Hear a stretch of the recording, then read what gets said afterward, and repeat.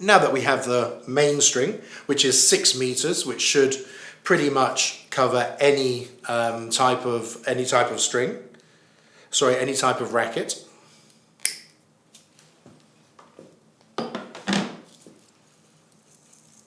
The first thing to do is to check the string, so we just run it through our hands and make sure that there's no imperfections. Now would be a good time to find out, because if we're halfway through a restring and we find that there is an imperfection, we've just wasted a lot of time. So now the first thing we need to do is find out where the first curve is, which, looking at it here, it's in the throat.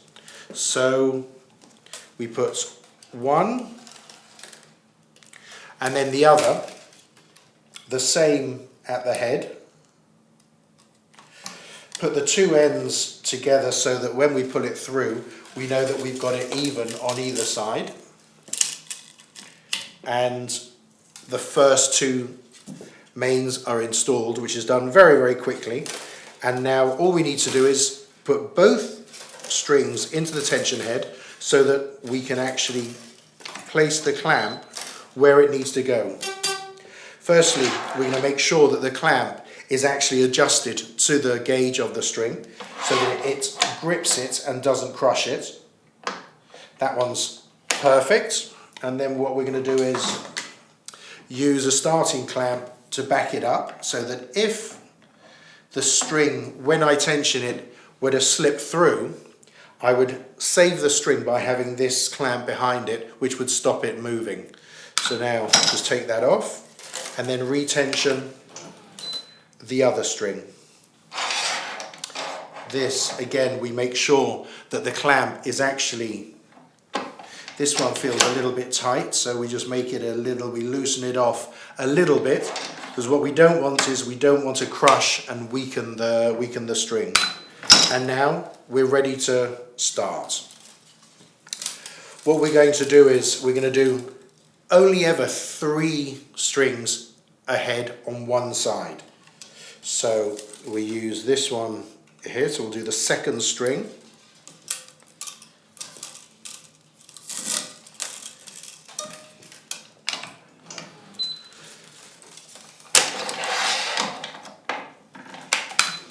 We have that one, and now this will be the last one that I put on this side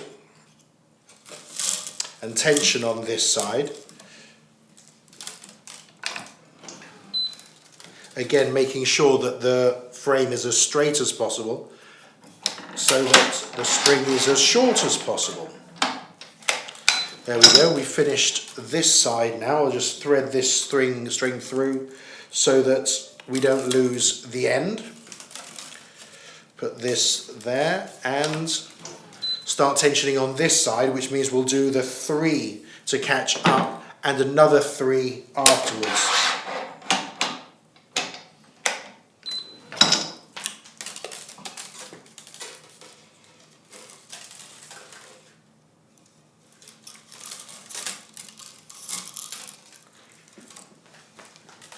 We're also going to try and make the tension head bite as soon as possible so we get a higher string bed stiffness, so that it starts pulling straight away and it's tensioning a shorter piece of string, so it actually gets a tighter string bed stiffness.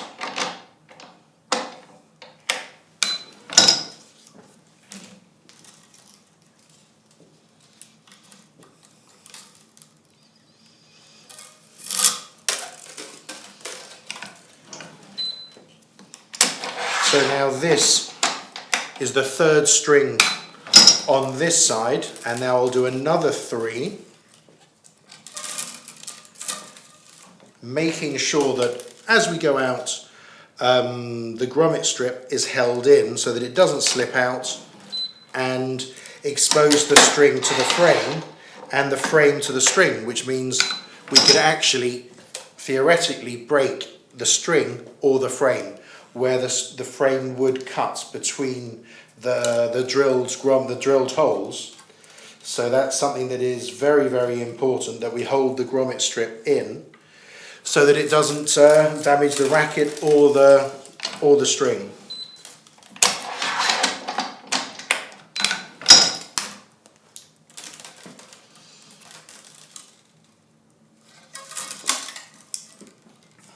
Again, same thing here, we hold the grommet strip in.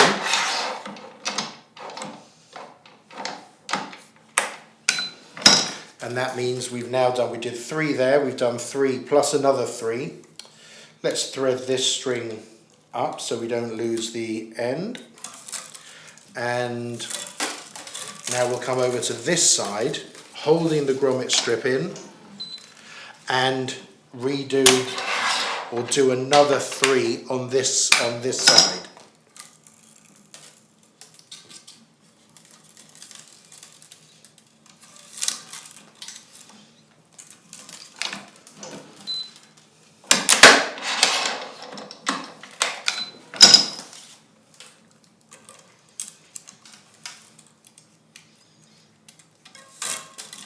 Again, we get to another grommet that could theoretically pull out, so we make sure that when it's pulling, we hold it in place.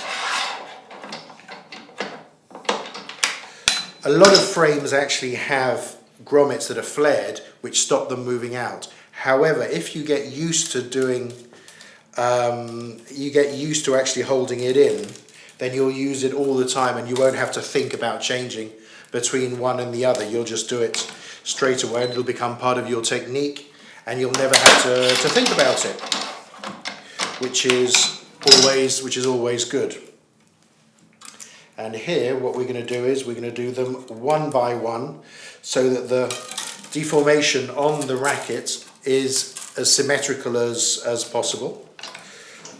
So here we do the penultimate one on this side as well, and then we put in the last string on this side, which now we need to, as these mains are going to tie off, we're going to add on 20% extra tension to make sure that the last strings are as tight as possible. And then we're going to go to the knot, which is we're going to use 1 today. I will show you, and I'll do another video to show you the difference between the 2 most used knots. So we're here, added the 20% extra on, held the grommet strip in, and now we'll do the same thing on this side. Again, holding the grommet strip in with the extra tension, and now we'll go to tying the knot. The knot I'm going to be using today in this video is the Parnel knot. Very easy, it's compact, it protects the anchor string so that it's not going to suffer. It's one of the 2 most used knots in professional stringing. It's one of the 2 official knots for Wimbledon as well. So let's do it. First of all is to block the turntable so that it doesn't move. So we do a half hitch, which is as easy as they go. We just leave a little bit of a loop there, and then we come down and do another half hitch, but we come up through the loop that we've left. We use the starting clamp to pull up the tension so that the string on the outside of the frame is also tight.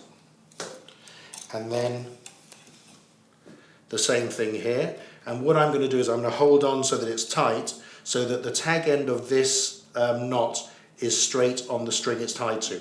And first of all, what we do is the clamp base is always released first. So first the clamp base, then the clamp, and then we release this, which means that the knot is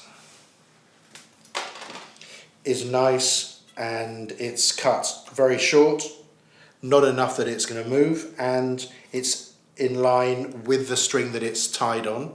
And then I'm going to use the back of the clippers to actually flatten it out so that there's no way it can injure anyone's finger or the player's finger. We do exactly the same thing. Now we're going to do the same on this last main. We're going to tie the knot, use the Parnel again, use the break, do a half hitch, and then come back and do another half hitch and go up through the loop. Again, using the starting clamp to pull up as much tension so we lose as little tension as possible. And now again, making sure that it's as straight as possible on the string it's tied, on the anchor string. Clamp base, clamp.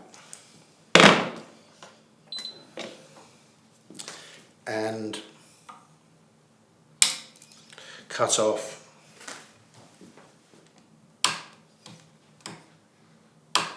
and flatten it out.